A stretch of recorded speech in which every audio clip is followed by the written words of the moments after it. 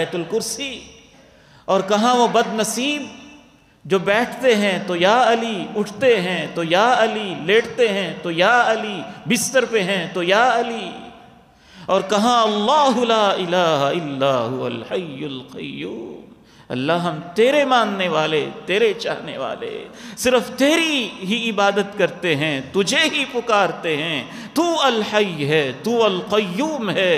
جب علی نہ تھا، جب کوئی نبی نہ تھا، جب کوئی ولی نہ تھا، تب تو ہی تھا، جب نہ کوئی نبی رہے گا نہ کوئی ولی رہے گا تب تو ہی ہوگا۔ سب سو جاتے ہیں، سب موت کی وادی میں چلے جاتے ہیں، ہمیشہ سے زندہ بھی تو ہے اور ہمیشہ سے انتظام کو سنبھالنے والا بھی تو ہے، تیرا نام لے کے سوتے ہیں۔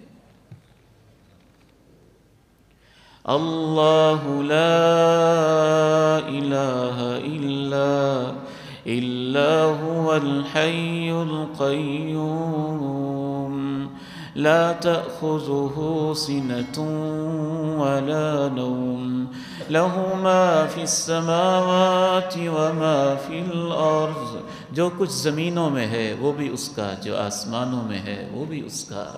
لوگ اس لیے اللہ تجھے چھوڑ کے اوروں کو پکارتے ہیں کہ ان سے شفاعتوں کی امید رکھتے ہیں کہ وہ سفارش کریں گے۔ اے اللہ، ہم یہ اقرار کرتے ہیں کوئی سفارش کرے گا بھی تو تیری اجازت سے ہی کرے گا، ہم اس کی شفاعت کے لیے بھی تجھ سے ہی دعا کرتے ہیں۔ من ذا الذی یشفع عندہ، کون ہے جسے ہمت ہو کہ اللہ کے سامنے سفارش کرے، الا باذنہ، مگر اسی وقت جب اللہ اس کو اجازت دے گا۔ یعلم ما بین ایدیہم وما خلفہم، ماضی، حال، مستقبل، وہ سب اس کے علم میں ہے۔ اللہ، میں جتنا گناہگار ہوں تو جانتا ہے، جو کچھ میرے دائیں بائیں ہے تو جانتا ہے، جو میری قسمت میں ہے تو جانتا ہے، اور دنیا کے لوگ تیرے علم میں سے کسی چیز کو احاطہ نہیں کر سکتے ہیں۔ تیری کرسی زمین و آسمان سے وسیع ہے، جو کچھ میں کہہ سکا ہوں وَهُوَ الْعَلِيُّ الْعَظِيمُ، اے میرے مولا تو اس سے بھی بلند ہے اور تیری عظمتیں اس سے بڑھ کر ہے۔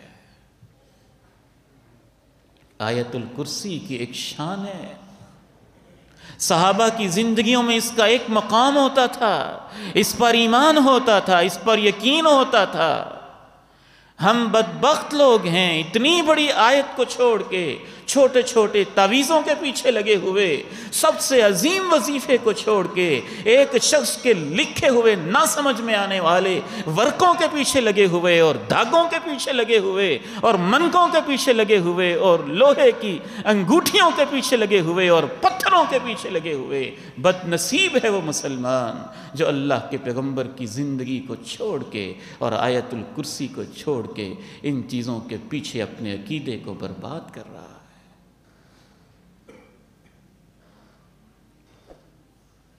پھر جنات نہ آئیں تو کیا ہو، ان کو تو یہ چیزیں چاہیے۔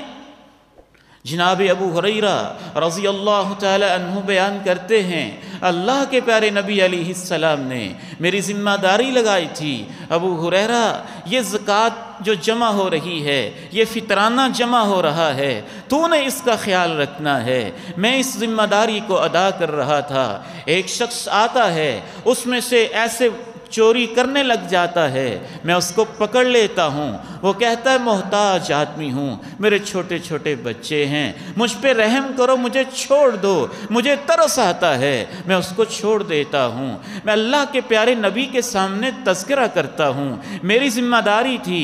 رات کو ایک شخص آیا تھا، میں نے اس کو پکڑ لیا تھا، اس نے کہا میں بھی مسکین ہوں، یہ مسکینوں کے لیے ہی ہے نا، سوچا ہوگا ابو ہریرہ نے، تو چلے یہ مسکین بیچارہ چوری کر رہا ہے تو اس کو چھوڑ دیتا ہوں۔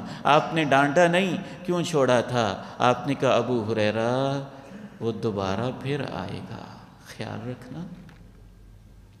کہتے ہیں دوسری رات، صحابہ کا تو یقین ایمان ہوتا تھا حدیث پہ، ابو ہریرہ کہتے ہیں مجھے یقین تھا کہ وہ آئے گا، کیونکہ اللہ کے پیارے نبی نے کہہ دیا ہے تو آئے گا۔ وہ پھر آ گیا، پھر چوری کرنے لگا، پھر اس کو پکڑ لیا، پھر اس نے یہی کہا میں بھی بڑا ضرورت مند ہوں، میرے چھوٹے چھوٹے بچے ہیں، مجھے چھوڑ دو۔ پھر تذکرہ کیا، الصادق المصدوق علیہ السلام نے پھر فرمایا ابو ہریرہ پھر آئے گا۔ وہ تیسری رات پھر آ گیا، میں نے اس کو پھر پکڑ لیا اور پھر اس نے واسطے دیے، میں نے کہا نہیں اب تجھے نہیں چھوڑوں گا، لَأَرْفَعَنَّكَ إِلَىٰ رَسُولِ اللَّهِ صلی اللہ علیہ وسلم، 2 دن سے تو میرے ساتھ وعدے کر رہا ہے، پھر تو چوری کرنے آ جاتا ہے، میں آج تجھے اللہ کے پیغمبر کی عدالت میں پیش کروں گا، نہیں چھوڑوں گا، آج تیسرا موقع ہے، تجھے لے کے جاؤں گا پیغمبر کے پاس۔ کہنے لگا ابو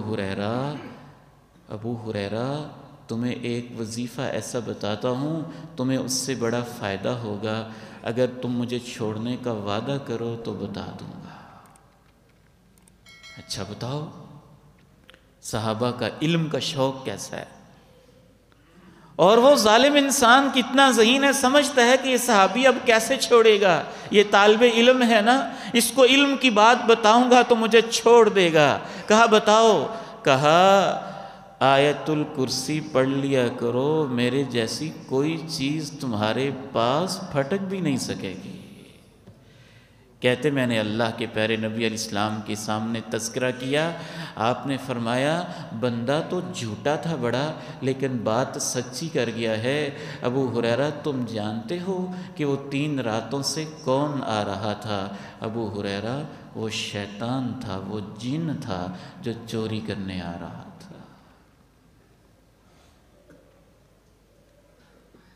آیت الکرسی، اس کی ایک عظمت ہے، اس کی ایک شان ہے، اس کا ایک مقام ہے، اس کا بہت بڑا پیغام ہے، یہ زندگی کا حصہ ہے، یہ قرآن کی سب سے عظیم آیت ہے۔ اسی آیت الکرسی میں اسم اعظم ہے، وہ اسم اعظم کہ اس کے ساتھ رب کریم سے دعا کی جائے تو رب کریم اپنے اس اسم اعظم کی برکت کی وجہ سے دعاؤں کو رد نہیں کرتا۔ 3 صحابہ کے ساتھ اس سے ملتے جلتے واقعات ہوئے ہیں۔ ایک اور صحابی کے ساتھ جب یہ واقعہ ہوا، جناب ابی بن کعب رضی اللہ تعالی عنہ و ارضاہ، وہ تو اس سے بھی عجیب تھا، ان کی کھجوریں تھیں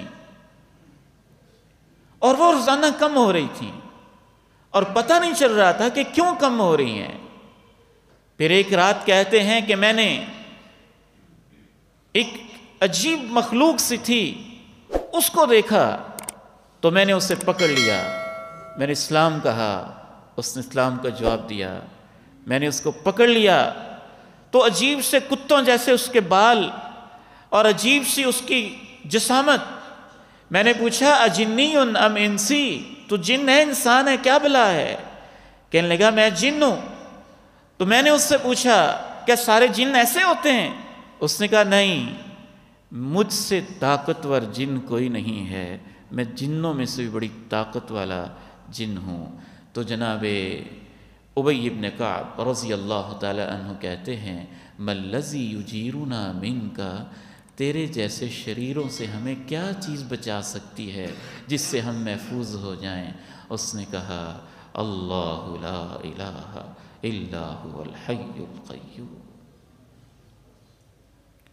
کہتے ہیں میں نے اللہ کے پیارے نبی علیہ السلام کے سامنے تذکرہ کیا تو آپ نے یہ الفاظ کہے صدق الخبیث، تھا خبیث انسان، تھا خبیث جن، لیکن بات اس نے سچی کی ہے، پیغمبر کی مہر ثبت ہو گئی کہ آیت الکرسی حفاظت کرتی ہے، اللہ کی نگرانیاں ہوتی ہیں، اللہ کی طرف سے انتظامات ہوتے ہیں۔ تو سونے کے اذکار میں آیت الکرسی شامل ہے، سونے سے پہلے آیت الکرسی پڑھی جائے۔ ماں جی عائشہ رضی اللہ تعالی عنہ بیان فرماتی ہیں کہ اللہ کے پیارے نبی علیہ السلام جو اپنے بستر پہ بیٹھ جاتے تو آپ یوں اپنے ہاتھ مبارک کر لیتے ان میں پھونک مارتے، قل هو اللہ احد پڑھتے، قل اعوذ برب الفلق پڑھتے، قل اعوذ برب الناس پڑھتے، یہ تینوں صورتیں پڑھ کے اپنے چہرے انور اور اپنی پیشانی مبارک کے اوپر یوں ہاتھ پھیر کے، چہرے پہ پھیر کے، آگے والے پورے جسم کے اوپر ہاتھ پھیرتے، اور اس کے بعد باقی جہاں جہاں تک ہاتھ پہنچتا ہاتھ پھیرتے۔ اور آپ روزانہ ہر رات سونے سے پہلے یہی وظیفہ پڑھتے۔ پتہ چلتا ہے کہ سونے سے پہلے آخری تینوں قل اللہ کے پیارے نبی علیہ السلام اس طریقے سے پڑھتے، اور ماں جی عائشہ فرماتی ہیں کہ 3 دفعہ ایسے کرتے۔ تینوں قل پڑھیں۔ جناب نوفل رضی اللہ تعالیٰ عنہ صحابی رسول ہیں، اور ان کو اللہ کے پیارے نبی علیہ السلام نے یہ کہا، نوفل سونے سے پہلے قل یا ایہا الکافرون پڑھ لو، جب تم بستر پہ لیٹ جاؤ قل یا ایہا الکافرون پڑھ لو، اور یہ تمہارا آخری وظیفہ ہو، یعنی اس کے بعد کوئی اور گپ شپ اور باتیں نہ کرو۔ جب تم یہ پڑھ لو گے انہا براءۃ من الشرک، اللہ تمہیں شرک سے پاک کر دے گا۔ گفتگو انشاءاللہ جاری رہے گی۔ آئندہ خطبہ جمعۃ المبارک میں نیند کے باقی آداب بھی میں آپ کے سامنے رکھوں گا۔ اللہ سے دعا ہے مجھے اور آپ کو عمل کی توفیق نصیب فرمائے۔ وآخر دعوانا ان الحمد للہ رب العالمین۔